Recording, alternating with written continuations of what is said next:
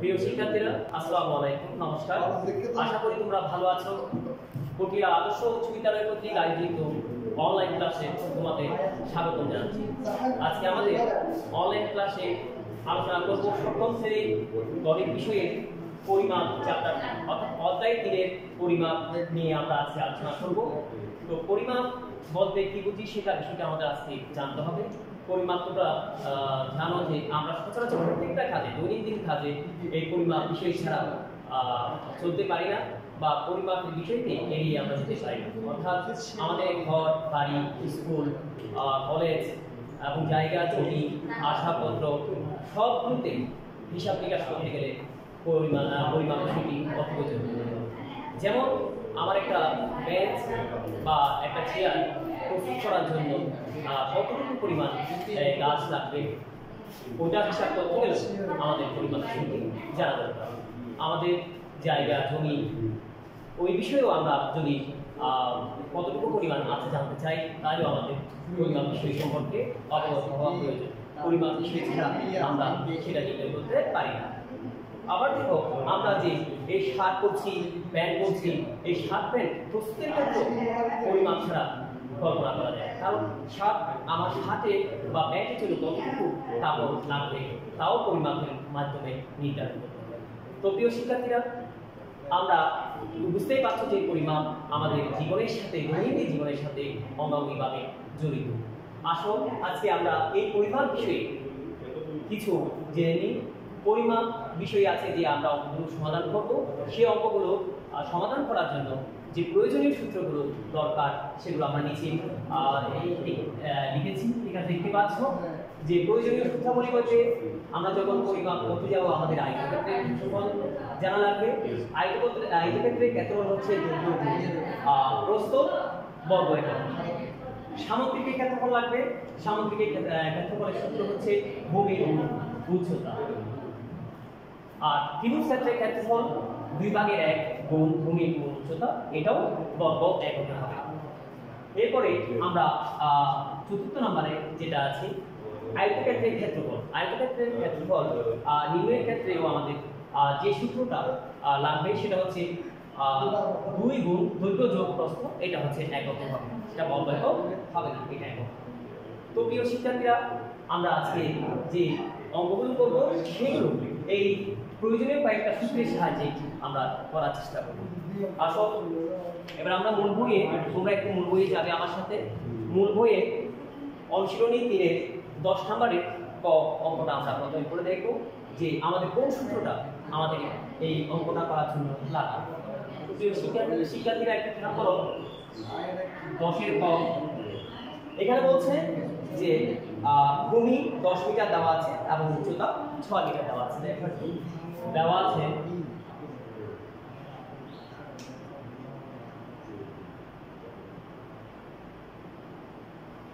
ভূমি 10 মিটার,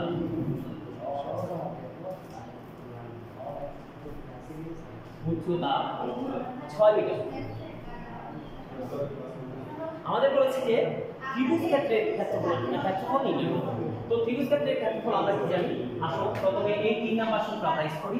ত্রিভুজ ক্ষেত্রের ক্ষেত্রফলের সূত্র আমরা জানি 2/1 গুণ ভূমির উচ্চতা, অর্থাৎ হাফ ইনটু ভূমির গুণ উচ্চতা। তাই আমরা সূত্রটা লিখতে পারি, আমরা জানি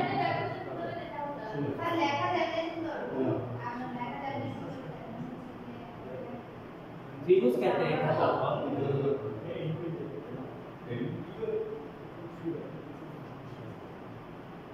ত্রিভুজ ক্ষেত্রের ক্ষেত্রফল সমান 2/1 গুণ ভূমি গুণ উচ্চতা। প্রিয় শিক্ষার্থীরা, আমরা যখন এবার সূত্র লিখব তখন আমাদেরকে লিখতে হবে এটা বর্গ একক। বর্গ একক। এবার দেখো আমাদের মান দেওয়া আছে, উপরে দেওয়া আছে আমরা ভূমি কত লিখেছি, কতকে লিখেছি? ভূমি হচ্ছে 10 মিটার আর উচ্চতা 6 মিটার। তাহলে দেখো আমরা প্রয়োগ করে দেখি 2/1 গুণ ভূমি 10 উচ্চতা 6 বর্গ মিটার থাকলে মিটার লিখতে হবে আর যদি এটা সেন্টিমিটার থাকে তাহলে সেন্টিমিটার লিখতে হবে। যদি মিটার দেওয়া থাকে প্রিয় শিক্ষার্থীরা তাহলে আমরা মিটার লিখব, আর যদি আমাদের সেন্টিমিটার দেওয়া থাকে তাহলে আমরা সেন্টিমিটার লিখব। তাহলে এখন কি লিখব দেখো, তাহলে 10 কে আমরা 6 দিয়ে যদি গুণ করি তাহলে কত পাচ্ছি 7 বর্গ মিটার ডট দিলে হবে। তাহলে এটা কাটাকাটি করলে কত 30 বর্গ। তাই দেখো প্রিয় শিক্ষার্থীরা আমরা খুব সহজে ত্রিভুজের ক্ষেত্রফলের সূত্রটা প্রয়োগ করে আমরা এই ত্রিভুজের ক্ষেত্রফলটা নির্ণয় করেছি। ত্রিভুজের ক্ষেত্রফলের সূত্র কি? ত্রিভুজের ক্ষেত্রফলের সূত্র হচ্ছে ভূমি বিভাগের 1 গুণ ভূমি গুণ উচ্চতা। তাহলে এখন দেখো আমরা বিভাগের 1 লিখেছি, ভূমির মানটা এখানে উপর থেকে আমরা দেওয়া আছে ওইখান থেকে বসিয়েছি, উচ্চতাও আমরা ওইখান থেকে বসিয়েছি। তাহলে এবার বসানোর পরে কি দেখো 10 কে 6 দিয়ে গুণ করলে কত হয় 7, 7 কে 2 দিয়ে যদি আমরা ভাগ করি তাহলে 30। যেহেতু এই দুইটা 7 এর নিচে আছে, 7 কে আমরা 1 দিয়ে গুণ করলে কত হয় 7, 7 কে 2 দিয়ে ভাগ করলে 30 বর্গ মিটার। তাহলে নির্ণেয় উত্তরটা লিখতে হবে প্রিয় শিক্ষার্থীরা, নির্ণেয় আয়তক্ষেত্রের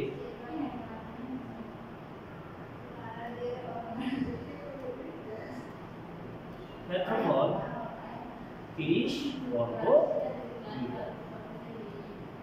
প্রিয় শিক্ষার্থীরা তোমরা একটু খেয়াল করো যে আমাদের ভূমি উচ্চতা দুইটা দেওয়া আছে, আমাদের বলেছে যে ত্রিভুজ ক্ষেত্রের ক্ষেত্রফল নির্ণয় করতে। আমরা ত্রিভুজ ক্ষেত্রের ক্ষেত্রফলের সূত্র জানি কি 2/1 গুণ ভূমি গুণ উচ্চতা। এই সূত্রে মান বসিয়ে আমরা ত্রিভুজের ক্ষেত্রফলটা নির্ণয় করছি। আশা করি তোমরা বুঝতে পেরেছো। তো প্রিয় শিক্ষার্থীরা আমরা এরপরে বসে খতে আরেকটা একই দেওয়া আছে, অর্থাৎ এখানে সেন্টিমিটার দেওয়া আছে। আমরা সেন্টিমিটারে একটা অঙ্কন দেখতে পারি। দেখো 10 এর খ,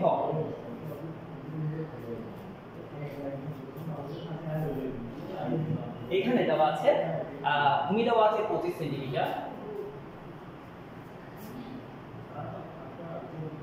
ভূমি 25 সেন্টিমিটার,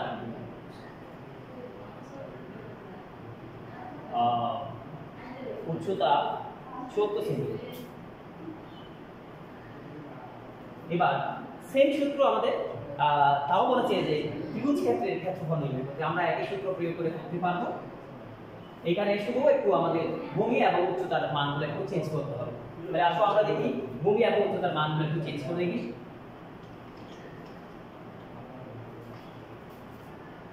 দেওয়া আছে ভূমি কত, ভূমি 25 এবং উচ্চতা 14।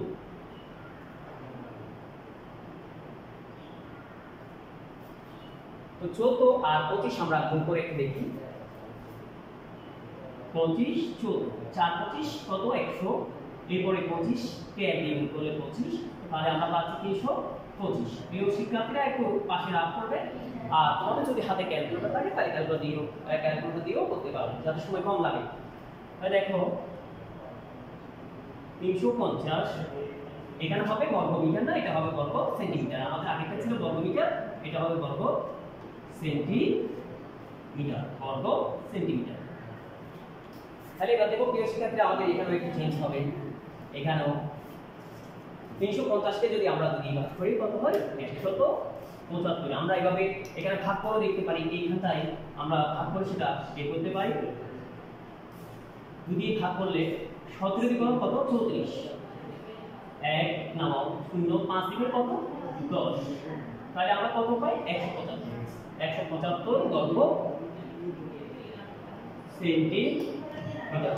প্রিয় শিক্ষার্থীরা এটা আমরা বর্গ সেন্টিমিটার বের করে ফেলেছি। তাই নির্ণেয় আয়তক্ষেত্রের ক্ষেত্রফল 175 বর্গ সেন্টিমিটার। আমাদের এর আগেটা ছিল মিটারে, বর্গ মিটারে, যেহেতু মিটারে দেওয়া ছিল ভূমি আর উচ্চতা। আর এর পরবর্তী আমরা খ নাম্বার যেটা দেখতে পাচ্ছি সেটা আমাদের দেওয়া আছে বর্গ সেন্টিমিটার দেওয়া আছে, সেহেতু আমাদের ক্ষেত্রফলটা এসেছে বর্গ সেন্টিমিটার। দেখো প্রিয় শিক্ষার্থীরা আগের যে সূত্রটা আমরা ইউজ করেছিলাম সেই সূত্রটা ত্রিভুজ ক্ষেত্রের ক্ষেত্রফল 2/1 গুণ ভূমি গুণ উচ্চতা। আমরা ভূমি এবং উচ্চতার মানটা বসিয়ে সূত্র প্রয়োগ করে আমরা নির্ণয় করেছি যে ত্রিভুজ ক্ষেত্রের ক্ষেত্রফল হবে 175 বর্গ সেন্টিমিটার। তো প্রিয় শিক্ষার্থীরা এরপর দেখো আমরা ত্রিভুজ ক্ষেত্রের ক্ষেত্রফলের সূত্র প্রয়োগ করে দুইটা অঙ্ক দেখিয়েছি। এর পরবর্তী আরেকটা 11 নম্বর অঙ্কটা তোমরা একটু দেখো। সেটা কোন সূত্র প্রয়োগ করে আমরা করতে পারি। প্রিয় শিক্ষার্থীরা, তোমরা একটু দ্রুত লেখার চেষ্টা করবে, যেহেতু আমাদের হাতে সময় খুবই স্বল্প, সেটা একটু দ্রুত লেখার চেষ্টা করবে। 11 নম্বরে দেখো, আমাদের বলছে একটি আয়তাকার ক্ষেত্রে দৈর্ঘ্য প্রস্থের 3 গুণ, এর চারদিকে একবার প্রদক্ষিণ করলে 1 কিলোমিটার হাঁটা হয়। আয়তাকার ক্ষেত্রটির দৈর্ঘ্য এবং প্রস্থ নির্ণয় করতে বলছে। এখানে প্রিয় শিক্ষার্থীরা দেখো, আমাদের দৈর্ঘ্য বলছে প্রস্থের 3 গুণ, ঠিক আছে, কিন্তু আমাদের প্রস্থ কত সেটা বলে দেওয়া নাই। তো আমরা প্রস্থটা মনে মনে ধরতে হবে অবশ্যই আমাদের। আসো আমরা দেখি কিভাবে করা যায়। 11 নম্বর, মনে করি বা ধরি, মনে করি বা ধরি আয়তাকার ক্ষেত্রে প্রস্থ, আয়তাকার ক্ষেত্রে প্রস্থ ক মিটার। আমরা যদি বীজগণিত হয় অনেক সময় আমরা x ধরি, পাটিগণিত হলে ক ধরি, এটা কোনো সমস্যা না, ক x যে কোনো একটা ধরা যায়। তাহলে ক মিটার ধরলাম। এবার আয়তাকার ক্ষেত্রে দৈর্ঘ্য, দৈর্ঘ্য একটু খেয়াল করো। দৈর্ঘ্য আমাদের বলে দিয়েছি প্রথমে উদ্দীপকে, একটি আয়তাকার ক্ষেত্রে দৈর্ঘ্য প্রস্থের 3 গুণ, অর্থাৎ প্রস্থ যা হবে দৈর্ঘ্য হবে এর 3 গুণ। 3 গুণ মানে 3 দিয়ে গুণ করতে হবে। তাহলে 3 গুণ ক মিটার। তোমাদের সুবিধাতে আরেকটা লাইন করে দেখাচ্ছি, 3 ক মিটার। তো প্রিয় শিক্ষার্থীরা দেখো, আমরা আয়তাকার ক্ষেত্রে প্রস্থ এবং দৈর্ঘ্য দুইটা নিয়েছি। এর পরবর্তী আমাদের যেটা বলেছে যে এর চারদিকে প্রদক্ষিণ করতে, অর্থাৎ এই আয়তাকার ক্ষেত্রে চারদিকে প্রদক্ষিণ করলে 1 কিলোমিটার হাঁটা হয়। অর্থাৎ আমাদের এটা বলেছে যে পরিসীমা, অর্থাৎ চারিপাশে আমাদের ঘুরে আসতে 1 কিলোমিটার সময়। এখানে একটু খেয়াল করো, আমরা পরিসীমা সূত্র, আমরা পরিসীমা সূত্র কি জানি? আমরা পরিসীমা আয়তাকার ক্ষেত্রের পরিসীমা সূত্র জানি 2 গুণ দৈর্ঘ্য যোগ প্রস্থ, অর্থাৎ দৈর্ঘ্য এবং প্রস্থ যোগ করার পরে এটাকে 2 দিয়ে গুণ করতে হবে। তাহলে দেখো পরিসীমা সমান, আমরা জানি পরিসীমা সমান, অর্থাৎ আয়তাকার ক্ষেত্রে পরিসীমা আমরা লিখতে পারি, যেহেতু আমাদের গতির স্বল্পতা, জায়গা স্বল্প, সেহেতু আমরা আয়তাকার ক্ষেত্রে লিখে নেই। তাহলে এখানে বুঝতে হবে যে আয়তাকার ক্ষেত্রে পরিসীমা 2 গুণ দৈর্ঘ্য যোগ প্রস্থ, দৈর্ঘ্য যোগ, এটা কিন্তু বর্গ একক হবে না, এটা হবে একক। তো প্রিয় শিক্ষার্থীরা, আমরা এখন মান বসাবো, যে আমাদের উপরে মানগুলো আমরা তৈরি করে নিয়েছি। যে আয়তাকার ক্ষেত্রে প্রস্থ দেওয়া নাই, সেটা আমরা মনে মনে করেছি ক মিটার বা 1 মিটার। আর দৈর্ঘ্য যেহেতু 3 গুণ বলেছে, এটাকে 3 দিয়ে গুণ করে আমরা পেয়েছি 3 ক মিটার। তো এখন আমরা দেখি যে 2 আর দৈর্ঘ্য হবে 3 ক যোগ ক, এটা হবে মিটার। যেহেতু মিটার দেওয়া আছে সেহেতু মিটার হবে, আর যদি এটা সেন্টিমিটার দেওয়া থাকতো তাহলে সেন্টিমিটার হবে। তাহলে দেখো 2 গুণ 3 ক এর সাথে কত করব? ক মানে এখানে বুঝতে হবে তোমাদেরকে যে এটা 1 ক। ক মানে হচ্ছে এখানে একটাই ক আছে, এটা মানে হচ্ছে 1 ক। 3 ক এর সাথে 1 ক যদি আমরা যোগ করি তাহলে 4 ক, এটা হবে মিটার। তাহলে কত হবে? 8 ক মিটার। এবার দেখো প্রিয় শিক্ষার্থীরা, আমাদের এখানে বলেছে যে আয়তাকার মানে আয়তাকার ক্ষেত্রে চারদিকে প্রদক্ষিণ করতে, অর্থাৎ ঘুরে আসতে 1 কিলোমিটার হাঁটা হয়। 1 কিলোমিটার সমান আমরা কত সেটা আগে নির্ণয় করব। তাহলে আবার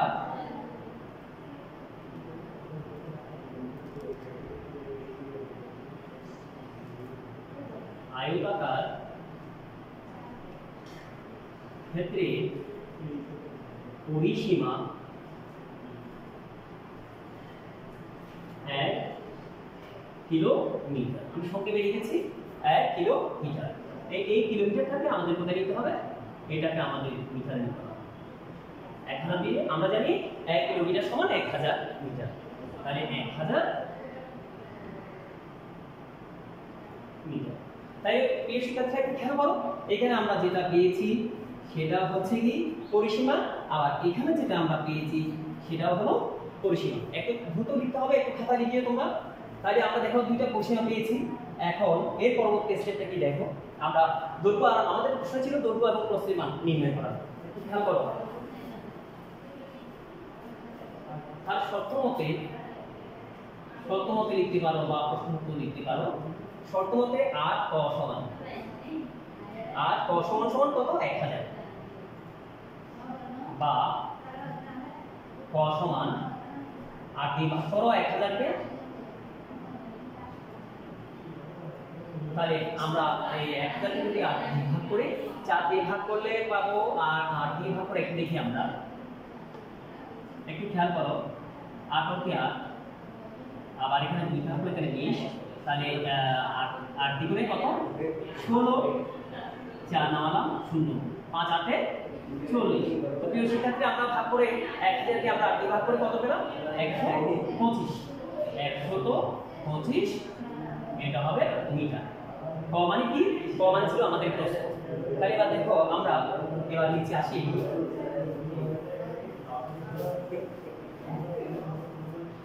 প্রিয় শিক্ষার্থীরা একটু লক্ষ্য করো, আমাদের বলেছে আয়তকার ক্ষেত্রে প্রস্থ এবং দৈর্ঘ্য নির্ণয় করতে। আয়তকার ক্ষেত্রে প্রস্থ সমান আমরা কত পেলাম 125 মিটার। দেখো তাহলে দৈর্ঘ্য কত গুণ ছিল, দৈর্ঘ্য 3 গুণ ছিল, তাহলে আয়তকার ক্ষেত্রে দৈর্ঘ্য 3 ক সমান 125 গুণ 3 বা 3 গুণ 125, একই কথা।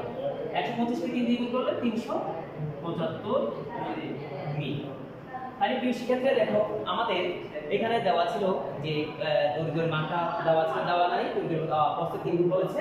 তো আমরা প্রস্থ ধরেছিলাম মনে ক মিটার, এর দৈর্ঘ্যের 3 গুণ, তাই 3 দিয়ে গুণ করে আমরা পেলাম 3 ক মিটার। দৈর্ঘ্য এবং প্রস্থ পেলাম।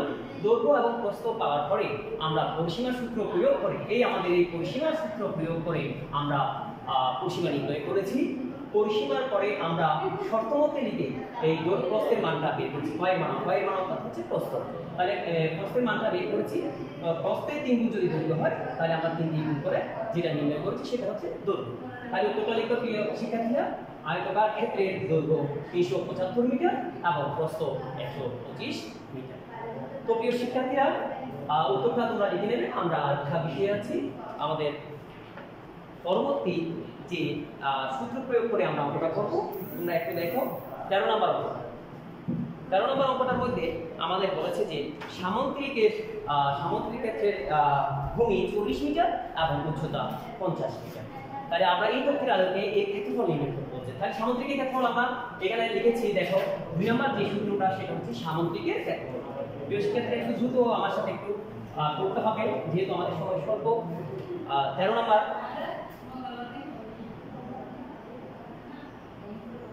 দেওয়া আছে সামুদ্রিক ক্ষেত্রে ভূমি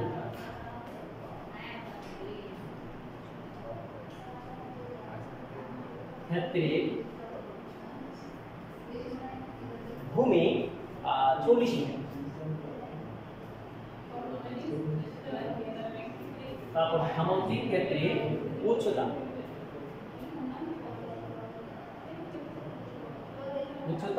50 মিটার। প্রিয় শিক্ষার্থীরা দেখো আমাদের সামুদ্রিক ক্ষেত্রের ভূমি দেওয়া আছে 40 মিটার এবং উচ্চতা দেওয়া আছে 50 মিটার। আমাদের বলছে ক্ষেত্রফল নির্ণয় করতে। তো আমরা সামুদ্রিকের ক্ষেত্রফল কি জানি, এখানে সূত্রে আছে তোমরা দেখতে পাচ্ছ যে সামুদ্রিকের ক্ষেত্রফলের সূত্র হচ্ছে ভূমি গুণ উচ্চতা, ভূমি গুণ উচ্চতা। তাই দেখো আমরা জানি সামুদ্রিক ক্ষেত্রের ক্ষেত্রফল সমান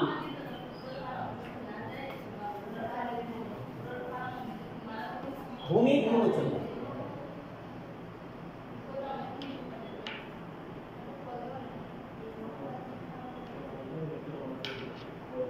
এখানে হবে বর্গ একক। সূত্র লেখার সময় বর্গ একক লিখবে, যেহেতু এখানে ক্ষেত্রফল সেহেতু আমরা বর্গ লিখেছি। তাহলে দেখো ভূমি কত, ভূমি 40 আর উচ্চতা 50। এখানে হবে বর্গ, যেহেতু মিটার দেওয়া আছে সেহেতু আমরা কি লিখবো মিটার। আর যদি আমাদের সেন্টিমিটার দেওয়া থাকতো তাহলে আমরা লিখতাম সেন্টিমিটার, বর্গ সেন্টিমিটার। তাহলে এই প্রিয় শিক্ষার্থীরা গুণ করলে কত হয় দেখো, এখানে আমরা দুটো শূন্য পেয়েছি, শূন্যগুলো আগে কষ্ট করে এনে বসাই দেবে। তারপর 4 আর 5 আমরা গুণ করলে কত পাই 20 অর্থাৎ 2000 বর্গ মিটার। প্রিয় শিক্ষার্থীরা দেখো সামুদ্রিকের ক্ষেত্রফলে আমরা সূত্রে কি পেয়েছি, ভূমি গুণ উচ্চতা।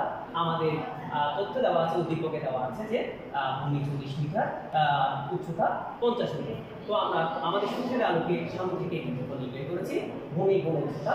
আর ভূমির মান ভূমির 40 এবং উচ্চতা 50, মানটা বসানোর পরে আমরা গুণ করে দিয়েছি, আমরা পেয়েছি কত 2000 বর্গ মিটার। তাহলে নির্ণয়